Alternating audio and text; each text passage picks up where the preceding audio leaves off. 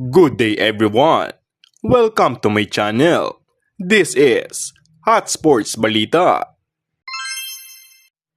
Para sa balitang sports, Gilas Pilipinas, sinimulan na ang paghahanda para sa mga gaganaping laban sa Doha, Qatar at FIBA Asia Cup qualifiers. Sinimulan na ng Gilas Pilipinas ang matinding ensayo halos isang linggo bago ang kanilang gaganaping friendly games match sa Doha, Qatar.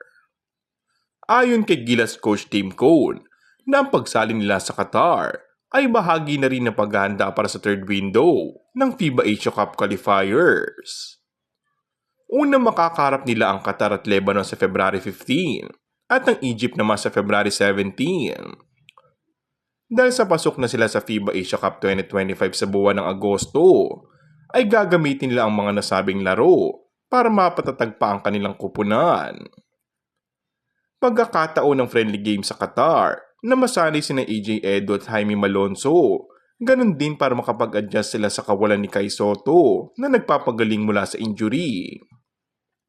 Inamin din ni Cone na kung hindi sila kwalipikado sa FIBA Asia Cup, ay hindi sila sasali sa friendly game sa Doha at pagtutuunan na lamang na atensyon ng laban nila sa Chinese Taipei at New Zealand.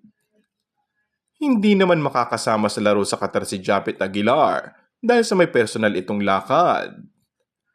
Magugunit na makakarap din ng Gilas ang Chinese Taipei sa February 20, nagaganapin sa Taiwan, habang ang New Zealand sa February 23. And that's all for our today's video.